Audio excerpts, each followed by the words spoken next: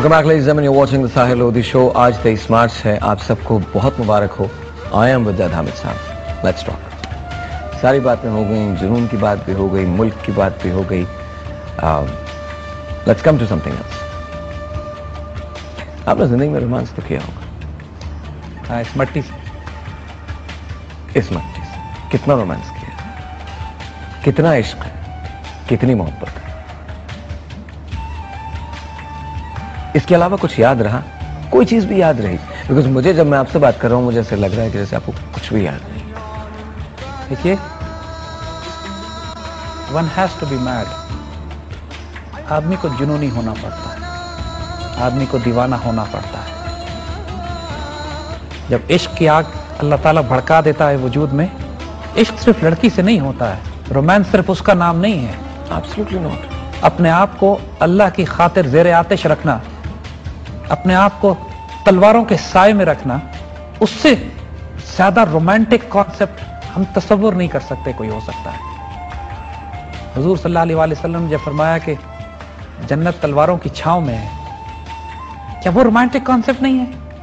क्या सैयदना खालिद बिन वलीद रजी अल्लाह ताला अन्हु जब फरमाते हैं कि मुझे अपनी नई नवेली दुल्हन के साथ वक्त गुजारने से ज्यादा अजीज है कि मैं गहरी अंधेरी रात के अपनी फौज लेके दुश्मन की सफों में घुस जाऊं और अल्लाह के दीन के लिए मैं उस पर फतह हासिल करूं, क्या वो रोमांटिक नहीं है?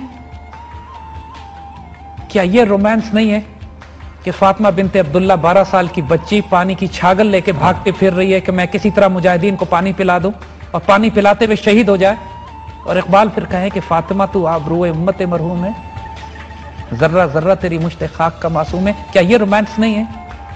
क्या ये रोमांस नहीं है कि तारिक बिन ज़ियाद जब जिब्राल्टर पर लैंड करे जाके और आगे सिर्फ 12,000 का लश्कर हो तो कहे कि मैं किश्तियां जला देता हूं लेकिन वापस लौट के नहीं जाऊंगा? क्या ये रोमांस नहीं है?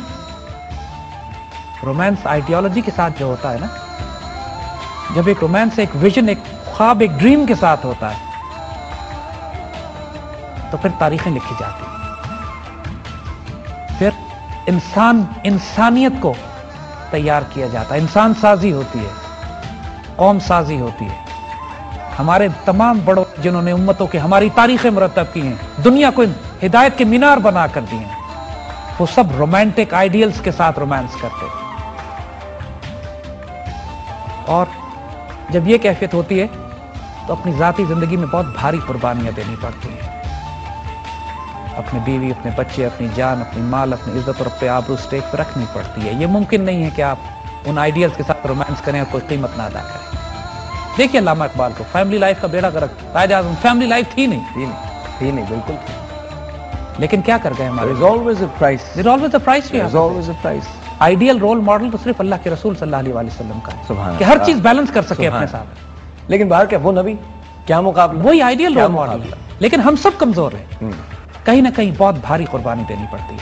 कहीं कैरियर की, कहीं कारोबार की, कहीं रुपए की, कहीं पैसे की, कहीं खानदान की, कहीं बीवी बच्चों की. मगर everything is worth it. I tell you, by God it's worth it. इस मुल्क पर अपनी जान, अपनी माल, अपनी इज्जत, अपनी आबरू, क्योंकि ये मुल्क नहीं है, ये दीन की आबरू है, ये मदीना सानी है, इस पर कुर्बान करने पड़े. It's worth it. It's any time worth it. अल्हम्दुलिल्लाह, I don't regret anything. In fact, I am honored, I am blessed कि अल्लाह ताला ने हमें जो जिंदगी दी है अब तक, हम उम्मीद करते हैं कि इंशाअल्लाह. कुदरतुल्लाह साहब का बड़ा खूबसूरत हमें यहाँ पे याद आता है कि वो जब भी किसी को दुआ देते थे या दुआ के लिए दरखास्त करते थे तो उससे कहते थे कि दुआ करो कि अल्लाह हुस्न खात्मा अता करे, कि जो मेरा सफर चल रहा है उसका अंजाम आफियत के साथ हो जाए, क्योंकि जब तक अंजाम आफियत के साथ ना हो शैतान बड़ा जालिम है. अंग्रेजी की एक बहुत बड़ी saying है, It's not about how you start, it's always about how you finish. और देखिए, एवरीबडी, दुनिया के जो अजीम लोग होते हैं ना, they live a great life. हाँ, they do. मगर जो अजीम तरीन होते हैं ना, they die a great death. शेर की एक दिन की जिंदगी गीदड़ की 100 साल की जिंदगी से ज्यादा होती है. क्या बात.